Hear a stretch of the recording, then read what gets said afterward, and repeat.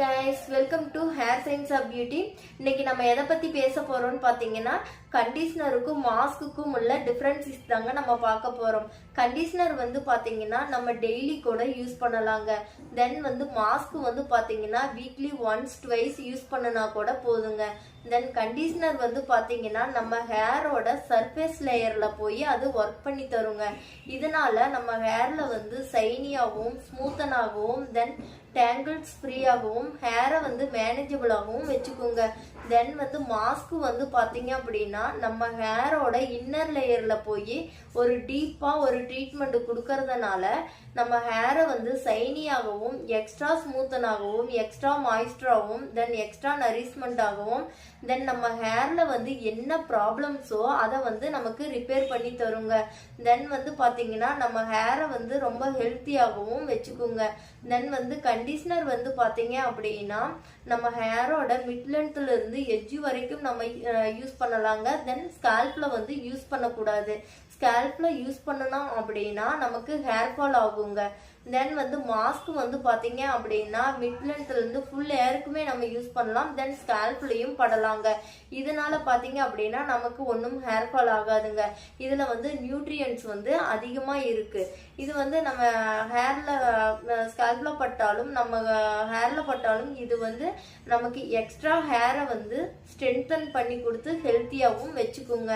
தென் வந்து கண்டிஷனர் வந்து பாத்தீங்க அப்படின்னா நம்ம ஷாம்பூஸ் யூஸ் பண்றோம். ஷாம்பூஸ் யூஸ் பண்ணிட்டு தென் வந்து அந்த வாட்டர் வந்து ஸ்வைஸ் பண்ணிட்டு தென் வந்து அதை வந்து ஒரு 2-3 மினிட்ஸ் மட்டும் விட்டா போதுங்க. அப்புறம் நல்லா ரின்ஸ் அவுட் பண்ணிடணும். தென் மாஸ்க்ல வந்து பாத்தீங்க அப்படின்னா அந்த 7 to 10 மினிட்ஸ் ஆவது விடணுங்க.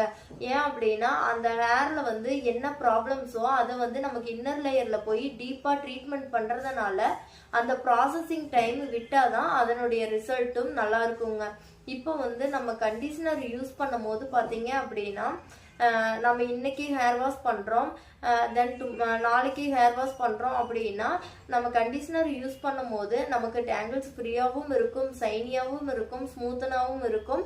தென் வந்து எதனால அப்படின்னா நம்ம கண்டிஷனர் யூஸ் பண்ணும் போது கியூட்டிக்கல் வந்து க்ளோஸ் ஆயிருக்கும்.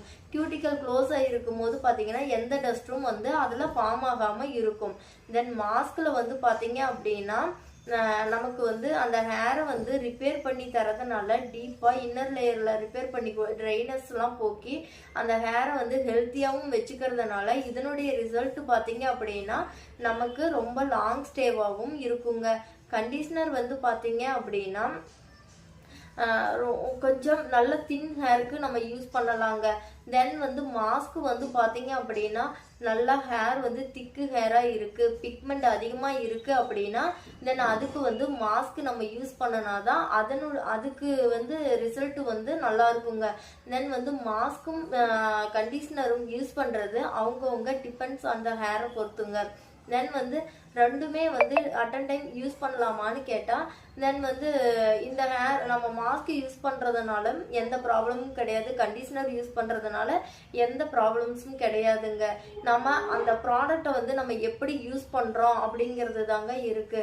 தென் வந்து ஹேர் வந்து ரொம்ப திக்கா இருக்கு அப்படின்னா சேம் டைம் ரெண்டுமே யூஸ் பண்ணலாம், எந்த பிரச்சனையும் கிடையாது.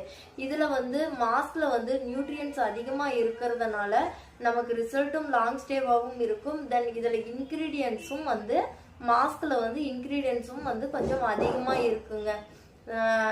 இதுதான் கண்டிஷனருக்கும் தென் மாஸ்க்குக்கும் உள்ள டிஃபரன்ஸுங்க. தேங்க்ஸ் ஃபார் வாட்சிங். இந்த வீடியோஸ் பிடிச்சிருந்தா லைக் பண்ணுங்க, கமெண்ட் பண்ணுங்க, ஷேர் பண்ணுங்க, சப்ஸ்கிரைப் பண்ணுங்க.